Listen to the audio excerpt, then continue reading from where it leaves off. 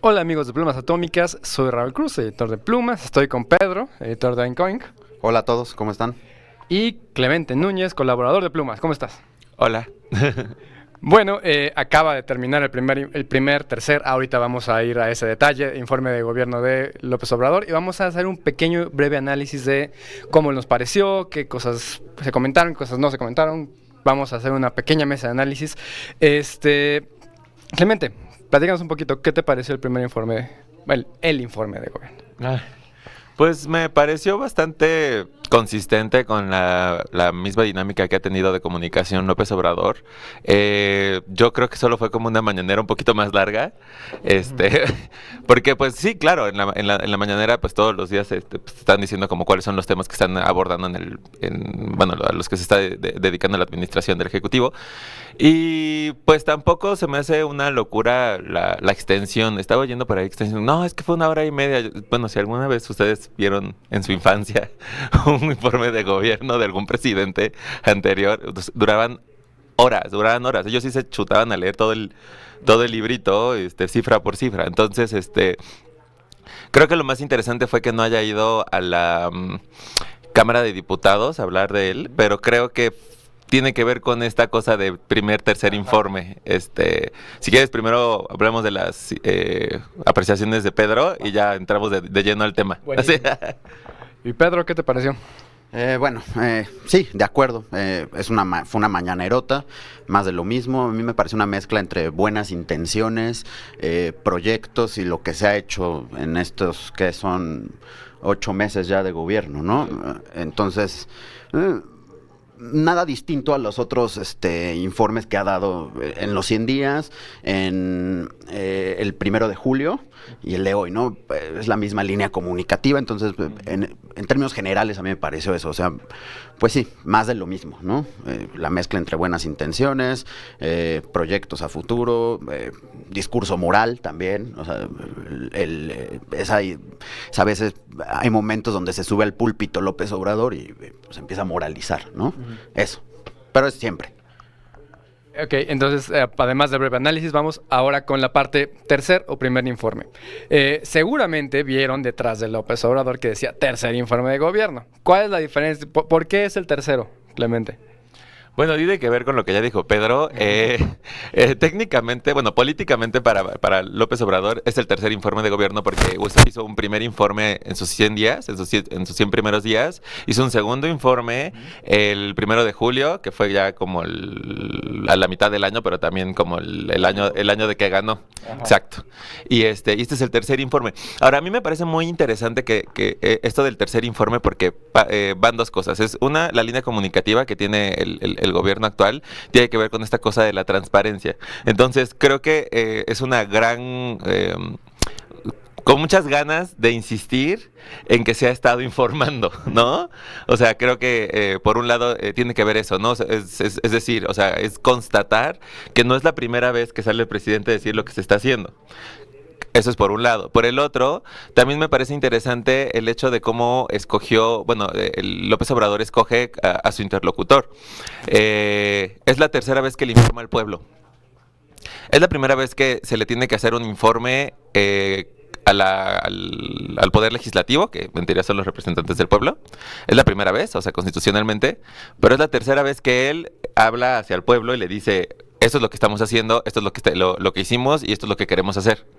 Entonces creo que es eso, ¿no? Es esa insistencia en yo no le voy a hablar a los políticos, yo no le voy a tener que rendir cuentas al poder político, yo le tengo que hablar al pueblo. Y en ese sentido también creo que es esta insistencia en que sea el tercer informe y no haber puesto como atrás de ellos como primer informe constitucional.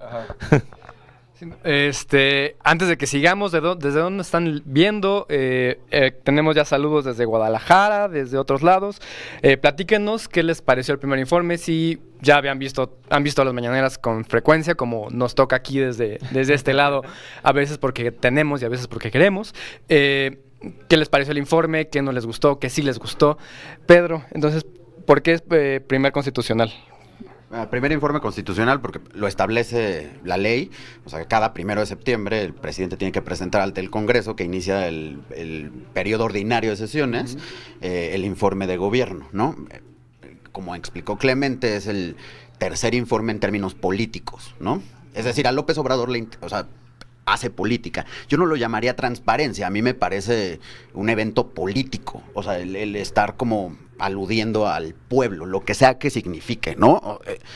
Empezando por ahí, ¿no? Digo, López Obrador tiene esa referencia política al pueblo, pero en términos de definición el pueblo pues, es muchas cosas, no es monolítico, a quién le está hablando en abstracto al pueblo, a mí no me dice mucho, ¿no? Digo, tiene una carga política importante, eso es innegable, pero digo, en ese sentido está jugando por ahí. No, a mí no me parece que sea transparencia. Transparencia para mí es otra cosa. Rendición de cuentas, en otro sentido, mucho más jurídico, tal vez, mucho más institucional, no en términos de que a veces parece campaña, ¿no? Pues, me refería específicamente a eso, a que es un término discursivo. O sea, en el discurso oficial del gobierno nosotros vamos a estar rindiendo cuentas permanentemente. Por eso hay mañaneras. De hecho, esto podría ser el informe 729, así. Porque discursivamente el gobierno, o sea, es insistente en eso. Es como, quieren algo, que abran el caso. Quieren algo, que abran el archivo. Pidan los informes. Vamos a estar diciendo todo constantemente. Aunque claro, o sea, para que haya transparencia de verdad, tendríamos que tener un protocolo que en este caso tendría que ser este informe que entregó constitucionalmente. O sea, sería como el primer acto de decir, esta es mi rendición de cuentas. Acá en los comentarios nos están saludando desde Escaposalco. Saludos a Escaposalco, saludos a Guadalajara. Nos están diciendo que el informe de los 100 días viene de una costumbre gringa, ¿sí o no? Desmiéntanme si no. Sí. Pues sí, de hecho, la gran mayoría de los informes presidenciales no existirían sin el precedente que es justamente hablarle al pueblo o a los representantes, que ocurre desde el principios del siglo XIX en Estados Unidos, porque no ocurría en las democracias europeas, y en América Latina pues basamos mucho de nuestra democracia representativa a partir de la de Estados Unidos. Sí. No, Pedro, ya te dije, Pedro, ¿verdad, Clemente? Entonces, a ver,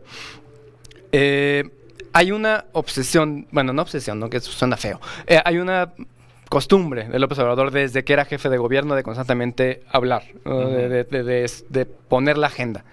En este sentido, quizá el informe no es tan diferente a todas las veces que justamente hablan las mañaneras, y a partir de cómo hablan las mañaneras es que todos los medios y analistas y columnistas hablan de lo que el presidente habla. A casi un año que hemos visto cómo ha habido un cierto desgaste, o tú ves un desgaste de las mañaneras y de este formato, o cómo lo has visto después de casi 700 y tantos informes de gobierno. Ajá. Es que es una cosa muy interesante. Mira, siempre hay que pensar quién es el interlocutor. Y en este caso creo que la pregunta de Pedro es bastante interesante. ¿Quién es el pueblo, no? Uh-huh. En el caso de las mañaneras, además de marcar la agenda, que creo que es un movimiento político brillante, o sea, independientemente de los efectos positivos o negativos, sí. Creo que es brillante que el presidente diga como, ¿sabes qué? Yo voy a decir qué está pasando todos los días a las 7 de la mañana, y entonces todos los comunicadores digan, pues es que si la máxima autoridad dijo eso, pues ni modo que me lo salte, ¿no? Sí. Eso por un lado. Por el otro, la gente siempre ha sido... O sea, no sé si se acuerdan bueno, no me acuerdo cómo se llamaban las mañaneras cuando era jefe de gobierno aquí. No. Pero cuando hablaba públicamente en las mañanas también, era muy común que tú vayas a la calle y la gente hablara de lo que dijo. Uh-huh. O sea, estuviera de acuerdo o no estuviera de acuerdo, o sea, la gente está hablando de eso. Entonces, como que hay una especie de socialización de lo que está haciendo el presidente que es muy interesante. Yo creo que para ciertos términos, por ejemplo, la manera en que se ha establecido el discurso, la dinámica entre las preguntas y el presidente dentro de las mañaneras, suelen ser muy acartonadas. López Obrador, desde el 1 de diciembre, que tomó el poder, que dio como un discurso aquí en el Zócalo larguísimo, donde dijo, voy a hacer esto, y esto, y esto, y esto, y esto, y esto, y esto, y esto. Cuando llegan los comunicadores a plantear ciertas preguntas, o sea, con una cierta agenda crítica, lo cual es bastante, o sea, estoy de acuerdo en que exista esto, parece que tratan de empujar a López Obrador a salirse de eso que dijo al principio. Ajá. ¿Cuál es el efecto? Lo va a repetir. Y entonces tenemos unas mañaneras en las que media hora, de la hora y media, 2 horas ha llegado a durar, en la que media hora es la repetición de lo que ya habíamos oído desde el primero. Pero o sea, es una cosa de que es una dinámica entre el discurso que está en contra y el discurso que dice, no, pues esto va a ir así. Y esto es algo que tuvimos ahorita en el informe. O sea, la mitad del informe, o sea, la mitad fueron cosas que dijo, bueno, pues esto ya empezó, esta gente está haciendo esto, quién sabe qué, bla, bla, bla. Pero la otra mitad del informe es lo que dice lo de los ideales, Pedro, pues es eso como, pues yo quiero hacer esto, yo tengo ganas de esto, el país necesita esto, necesitamos juntarnos para tal cosa.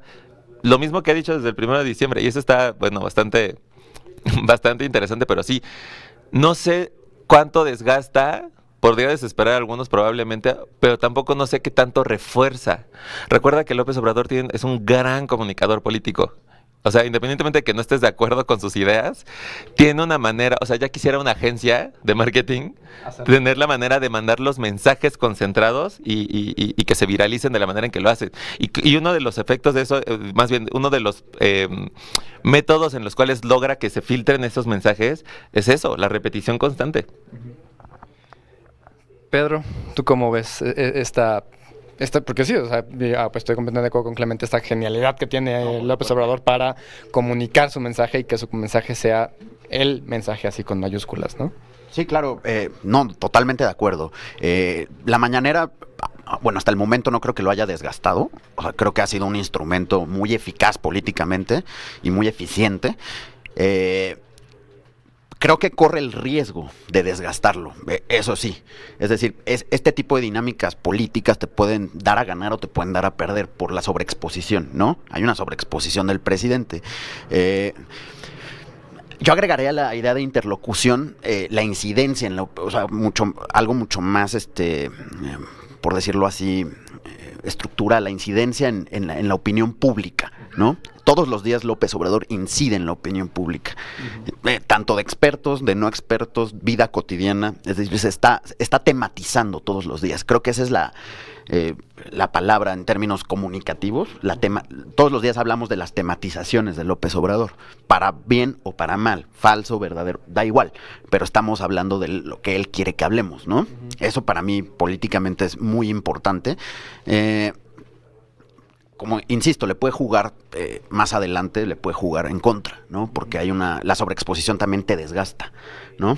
Sí, es lo único que agregaría a lo que ya ustedes señalaron muy bien. Estoy completamente de acuerdo. Aparte tienes un riesgo de que si todo tu proyecto nada más está sostenido en una sola figura, que bueno, no sé, o sea, López Obrador como que está muy confiado de que su figura no es bastante robusta.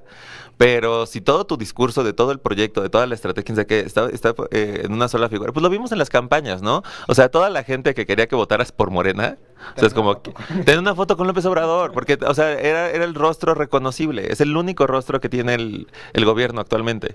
Sí. Y esa es una problemática justamente que no ha logrado deshacerse Morena, ¿no? O sea, tenemos... Mientras ocurrió el informe hoy, el viernes se seguían dando con todo, Batres, Monreal, sí, claro, y todo el mundo. Dentro de Morena hay un pleito grave, que de hecho tienen todos los partidos hegemónicos siempre, ¿no?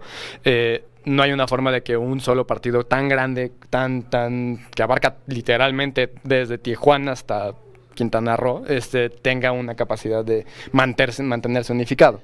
Bueno, yo pondría en duda, formalmente que es un partido, Morena. Yo sí lo asumo como un movimiento. Entonces, creo que no tiene ciertas características que sí tienen los partidos políticos tradicionales, ¿no? Como los habíamos conocido, sí, hasta principios del siglo XXI. Justamente por eso...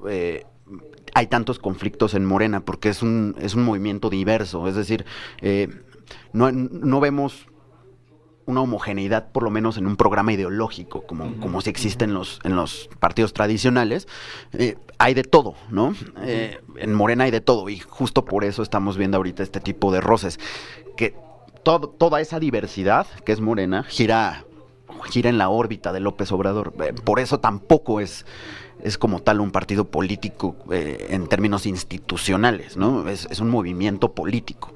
Y así se concibe a sí mismo, ¿no? Es un movimiento de regeneración. Digo, juega en el circuito de los partidos políticos, pero en realidad es un movimiento político que gira en torno a López Obrador. Oigan, ¿y cómo vieron este informe diferente a los informes de Enrique Peña Nieto, de Felipe Calderón, de Vicente Fox, de Zedillo? ¿Hay alguna diferencia? ¿Es completa, es lo mismo? ¿Qué tal? Bueno, para empezar, no es un spot, ¿no? O sea, el problema de la administración pasada es que ya había un problema de interlocución incluso con los mismos actores políticos, que ya ni siquiera el presidente se paraba en ningún lado, ¿no? O sea, como que nada más llegaba, salía en la tele y era como, pues hemos trabajado por ti, adiós. Así, ya no me digan nada. Los últimos 2 años de Peña Nieto fueron un spot. Sí, no, todavía con Felipe Calderón pues tenías como en la noche, ¿no? Creo, le daba su mensaje a la nación. Y ahí te decía un poquito como lo que hizo, lo que quería hacer, pero no, sí, los últimos 2 años de Peña Nieto sí fueron una cosa de, bueno, pues ya, lo tenía que entregar, ¿no? Déjenme. A mí sí me parece similar a los informes de Peña Nieto y Calderón, un evento muy hecho a modo, donde se le va a aplaudir al presidente, donde no corre riesgos políticos de desgaste. Digo, no estoy diciendo que hubiera sucedido eso en el Congreso con López Obrador, porque la mayoría es apabullante en Morena. Este primer año no creo que no tendría el riesgo. No tendría el riesgo. Sí, estoy de acuerdo. Y la derecha no es tan escandalosa, ¿no? En términos como de hacer cosas en el Congreso. Pero son muy poquitos. Son muy poquitos. No, o sea, no me imagino un panista poniéndose una nariz de Pinocho, o sea, bueno, cuando el 1 de diciembre recibe la banda presidencial, empezaron a decir lo de Venezuela y quién sabe qué. Sí, pero no tiene tanto efecto, es a lo que voy. Pero sí, o sea, sí me pareció el formato, el script también, o sea, como, pues sí, dijo lo mismo, o sea, yo diría que también fue como spot el informe de López Obrador, porque fue a repetir lo mismo que ha repetido y repetido 1000 veces, ¿no? O sea, repite el mensaje, se acabó el neoliberalismo, que el campo, que esto, nada nuevo, ¿no? Insisto, y el formato a mí me parece que es el mismo, un informe a modo donde se le va a aplaudir con los amigos, con hasta el capitalismo de cuates cuando ensalza Slim, ¿no? Sí, a mí no me parece muy distinto a lo que hacía Peña Nieto, por ejemplo. Que igual, hablando de formato, por si se están con la duda, desde el 2008, justamente a partir de estas enormes de manifestaciones que hacía el PRD en ese entonces, cuando existía prácticamente el PRD, se hizo una reforma constitucional en la que justamente el presidente da un mensaje por aparte, mientras el secretario de Gobernación, o en este caso la secretaria de Gobernación, entrega el paquete, el libro físico, este mamotreto enorme que ustedes vieron cuando llegó AMLO a el patio central de Palacio Nacional. No hubo una reforma constitucional este año, que fue como, vaya, pudo haber ido a Congreso, pero no hubiera sido un informe como en otras épocas, sino que hubiera sido un mensaje como que, bueno, oigan, le dan chance de hablar al presidente y el presidente hubiera hablado, ¿no? Sí, porque no estaba la reforma constitucional. Ahora, te voy a decir una cosa, los legisladores son más de echar porras, sí. Entonces yo creo que hubiéramos tenido un poquito más de Morena tratando de acallar a los partidos, a los otros partidos de, sí, señor presidente, sí, eso sí hubiera pasado. De todos modos, independientemente de lo que le gusta a López Obrador, que es esto, o sea, como hacer estos mensajes hacia el pueblo, sea lo que esto signifique, a mí sí me hubiera gustado que lo hubiera dado en el Congreso. Sí me hubiera gustado, por ejemplo, que hubiera tuvido, y es porque él tiene la capacidad, o sea, cuando fue el desafuero lo vimos, ¿no? O sea, tiene la capacidad de tener un Congreso que está todo en contra y de todos modos decir lo que él piensa y defender bueno, su posición. Entonces, no así algunos otros administradores, bueno, Felipe Calderón sí, definitivamente sí, ¿no? O sea, es bastante, heurístico, ¿no? O sea, sí es bueno discutiendo. Pero López Obrador también. Entonces, yo no creo que él hubiera tenido un problema de meterse en aprietos por haber sido, pues, cuestionado por el PAN o por, no sé, Movimiento Ciudadano, que también pues, se llevan muy bien, pero bueno. Yo no creo que hubiera tenido ese problema, pero yo creo que sí hubiera sido un buen ejercicio dejar un antecedente de que el presidente puede llegar y puede ser interlocutor, ¿no? Con las fuerzas de oposición. Ahora, ¿políticamente le hubiera servido? No, porque le das exposición a unos movimientos que probablemente no tienen la suficiente fuerza todavía. O sea, si tú en esta cosa que, pues sí, o sea, lo vio todo el país, le das como este lugar que de hecho no lo tienen y no lo han logrado alcanzar, pues sí, ¿no? O sea, creo que políticamente no te conviene. Ahora, eso no, o sea, creo que políticamente no te conviene. De todos modos, a mí me hubiera gustado que democráticamente hubiera estado ese antecedente de que el presidente puede, pues, justamente dialogar con los que no están de acuerdo. Y hablando justamente de aplausos, yo conté, porque literal, en mi libretita aquí estuve anotando rayita tras rayita los aplausos, fueron la mitad de aplausos que el último de Peña Nieto. Tuvo 22 aplausos, que fueron cortitos, no fueron esos aplausos de un minuto en el que todo el mundo se para a aplaudir, como pasó con Peña Nieto en la 43 veces en el informe anterior. Bueno, su último informe del 2018. Fueron muy poquitos aplausos, muy cortitos, y justamente y todos cayeron en frases que ha repetido López Obrador una y otra vez, ¿no? Primero los pobres, el pueblo, el ejército es el pueblo uniformado, vamos a acabar con la corrupción. Que hablando de corrupción, ayer decretó el fin de la corrupción, literal, como lo hizo con el liberalismo, como lo hizo con... Creo que nada más, ¿no? Nada más ha decretado el fin del neoliberalismo, y ayer lo hizo con la corrupción, que fue un timing muy extraño. Bueno, no extraño, ¿verdad? Fue un timing muy atinado para decir que se había acabado la corrupción un día antes de dar el informe, aunque no hubo, por ejemplo, curiosamente, no hubo mención de las investigaciones de la Fiscalía ni de la Unidad de Investigación Financiera de la Secretaría de Hacienda sobre los exfuncionarios, que ahorita hay una exfuncionaria, exsecretaria durmiendo en la cárcel en medio de esta investigación, ¿no? O sea, no hubo una sola mención. ¿Tú qué crees que sea, Pedro? No te preocupes, Rosario. No te preocupes, Rosario. Sí, preocúpate, Rosario. Sí, no mencionó muchas cosas, ¿no? No sé por qué, no iba a hablar de los problemas del país, evidentemente, sería un contrasentido político hablar de que las cifras de homicidios han aumentado exponencialmente, de que la economía... ¿no? Sí. O sea, mencionó, tenemos un problema, no hemos logrado la seguridad, etcétera, pero sí, no abundó. No abundó en la gravedad. Y mucho menos esta cosa de la Fiscalía, que creo que también hubiera sido un poquito...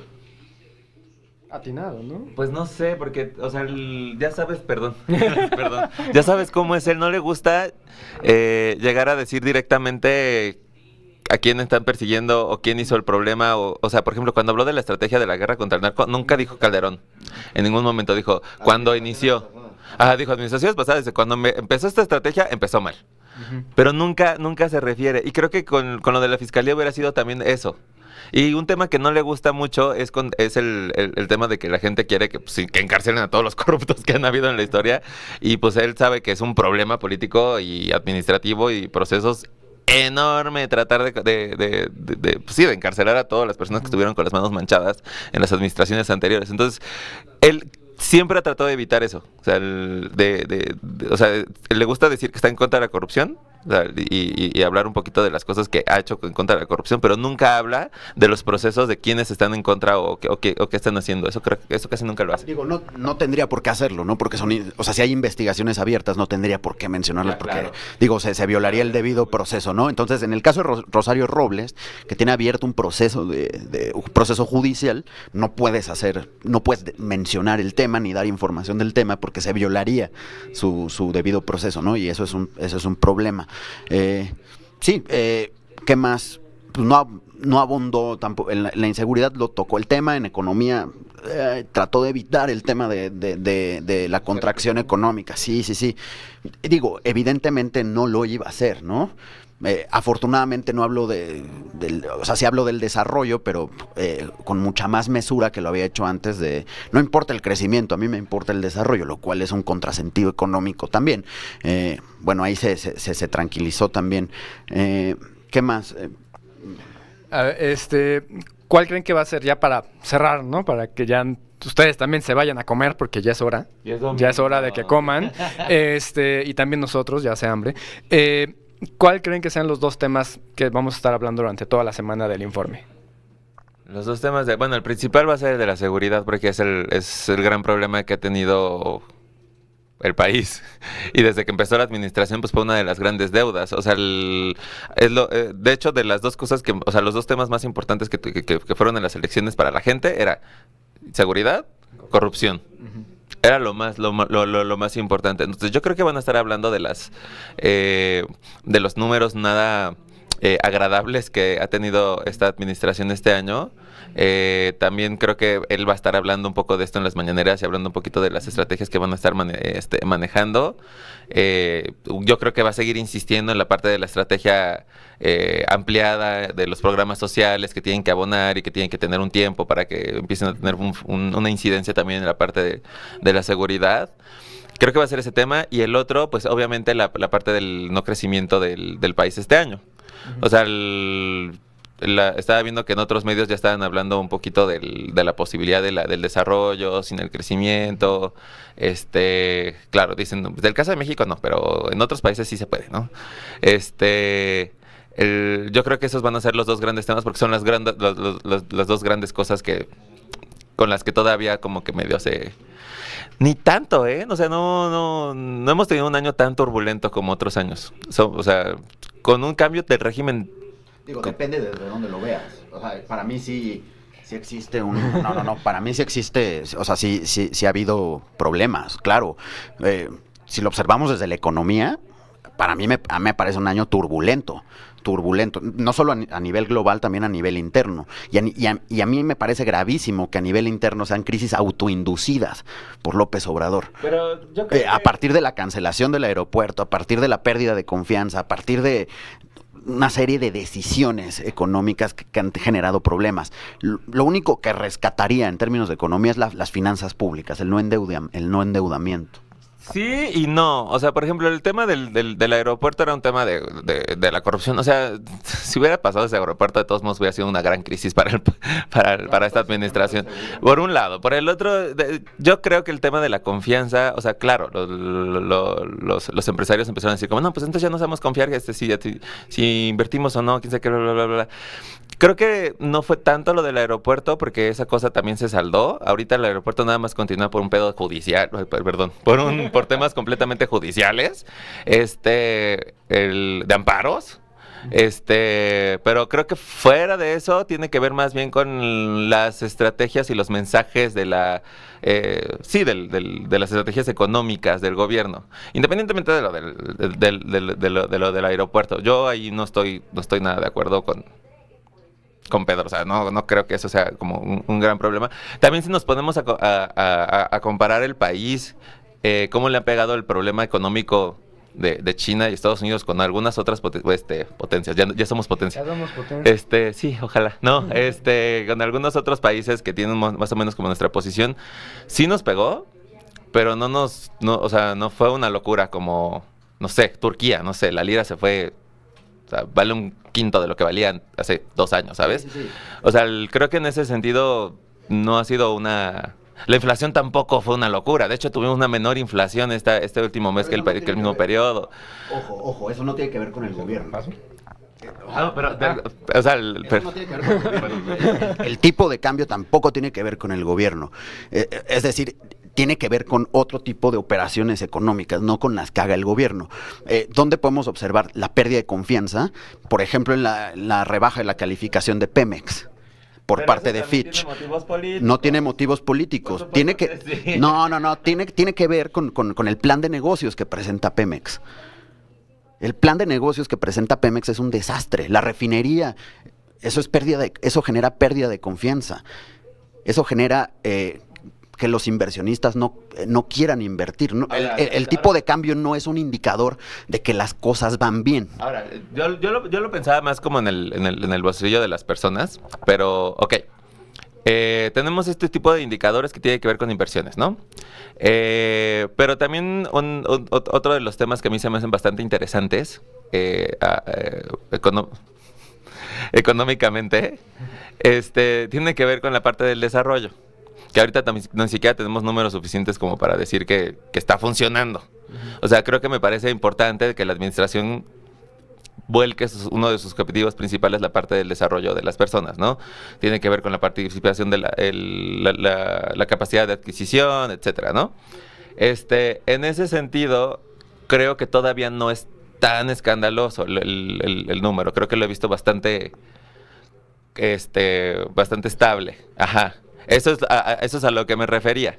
El tema o sea, por ejemplo, cuando me dices como que el crecimiento va a ser cero, bueno, pues creo que ahí tienes todos los argumentos a tu favor, ¿no? Creo que en algunos marcadores, sobre todo en los que tienen que ver con estos marcadores neoliberales, pues sí, o sea, no se está dando el ancho. Sí, la pregunta es entonces, sin crecimiento económico, ¿cómo va a haber desarrollo? Es decir, si no... Justamente la pregunta es lo liberal, ¿no? O sea, necesito... No es neoliberal, es una pregunta económica. Ajá, necesito que unos cuantos tengan un buen para que los demás... pero eso es...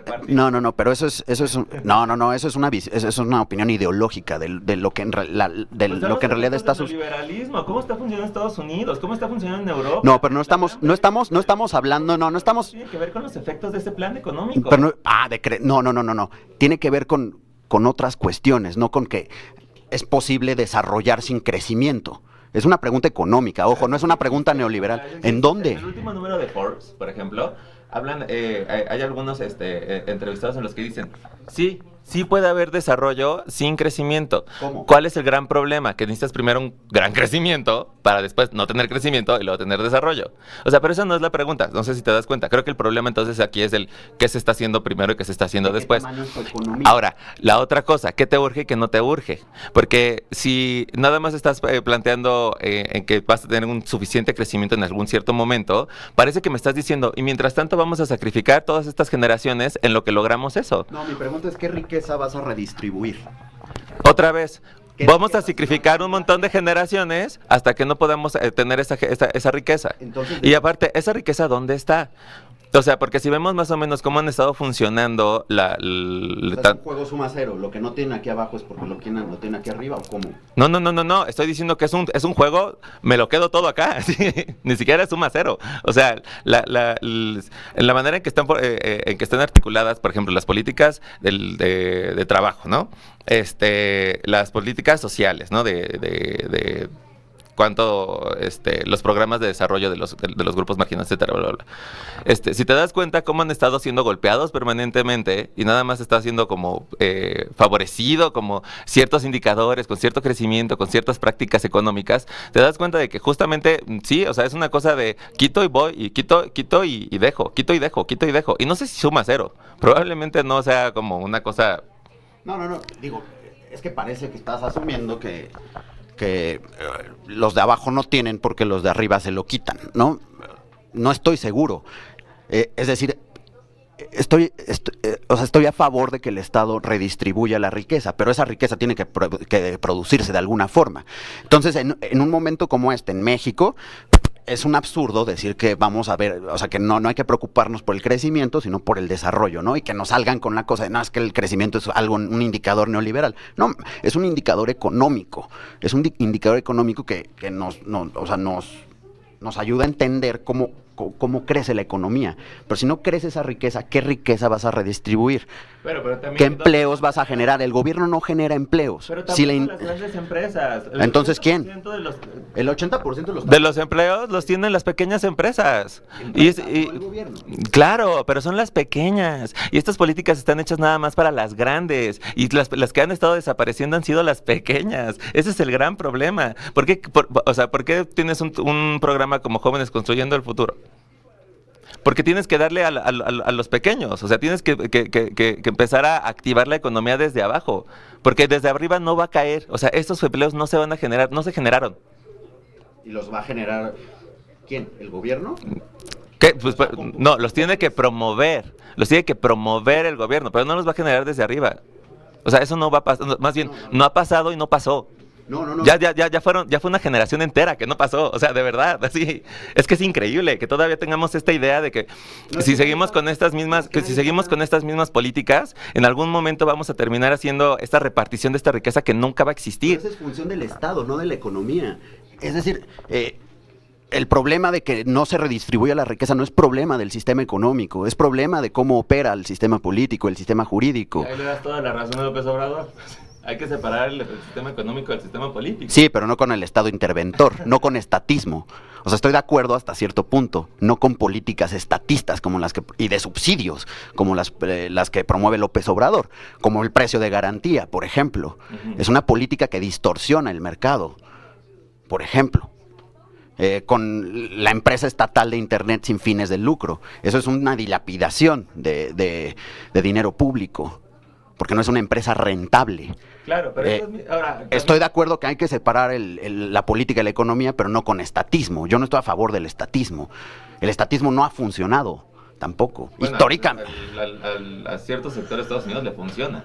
No, estoy hablando en términos de económico, no de sectores. Es decir, no estoy diciendo que no se subsidia al sector primario. Por ejemplo, todo el mundo subsidia a sus agricultores, pero no subsidias al productor, no al producto. ¿Sí me entiendes?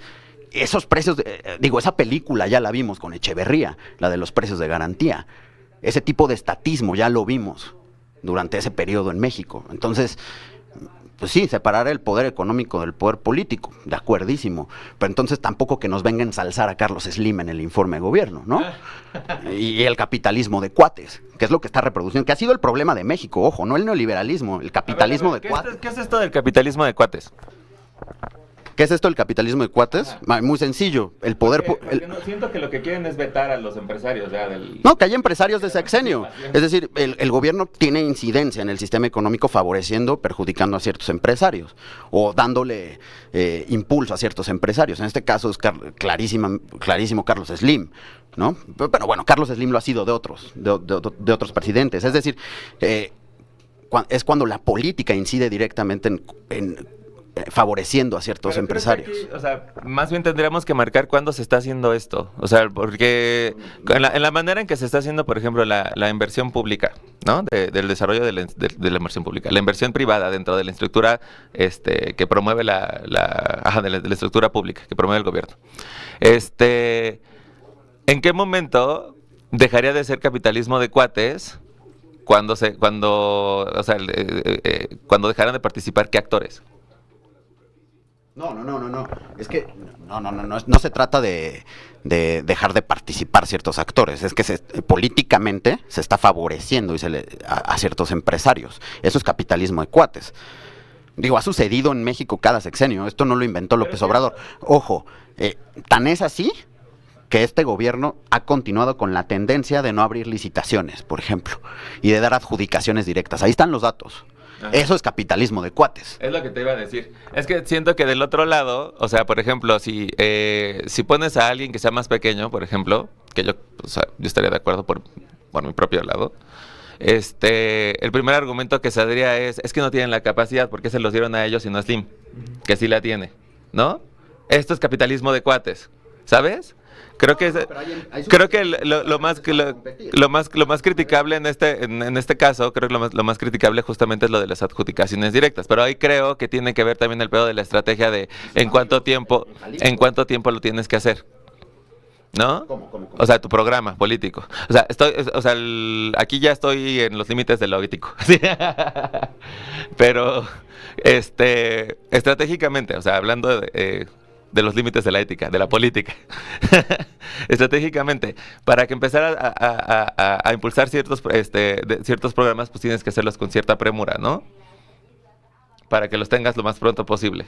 En ese sentido, creo que se pudieron, entiendo que se hayan podido hacer las adjudicaciones directas, pero no, estoy de acuerdo. O sea, lo que debería de ser la regla en este país es la licitación. Aquí, justamente, como se dan cuenta, hay muchas versiones de qué es lo que hace que en México funcione mal los sistemas económicos, ¿no? O sea, si es la política la que mete el pie a la economía, si es la economía la que mete el pie a la política, si es que más bien todo el mundo es una bola de nieve que se va cayendo por un barranco, Una cosa grave son las adjudicaciones directas, pero también otra cosa que, por ejemplo, políticamente le ha llamado mucho la atención a la clase política son los superdelegados, por ejemplo, que es otro tema aparte, ¿no? Que ya tenemos un superdelegado que ya corrieron por adjudicaciones directas del sector farmacéutico, del sector de salud. Hay otros superdelegados que tienen pasados cuestionables, como el de Chiapas. Hay muchas cosas aquí complicadas que quizá rebasan el informe, pero obviamente no se mencionaron en el informe porque llevamos como 10 minutos hablando de cosas que no aparecieron en el informe. ¿Cuáles van a ser los temas? Yo digo, sí, los temas definitivamente... Justamente, sí, pero se nos está yendo, se nos va el tiempo. Muchísimas gracias por seguirnos y perdón por cortarlo, pero tenemos que irnos a comer. No, sí. Y les agradecemos mucho seguirnos, muchas gracias por sus comentarios, los vamos a estar revisando y respondiéndoles si podemos. Muchísimas gracias, Pedro, de Oink Oink, no se pierdan, es una gran página de finanzas y personales y que otras cosas. Y economía. Y economía, como se dieron cuenta. Muchísimas gracias, Clemente, por venir acá en pleno domingo. El problema es que les gusta el cochino dinero. Por eso son Oink Oink. Y en Plumas Atómicas, acuérdense que seguimos la discusión masiva. Síganos en nuestras redes, sigan las redes de Oink Oink, sigan las redes de Clemente. ¿O no? No. Nos vemos en el siguiente live que alguna vez tendremos en el siguiente quinto, sexto, séptimo informe. Y denle like y suscríbanse. Muchísimas gracias. Nos vemos.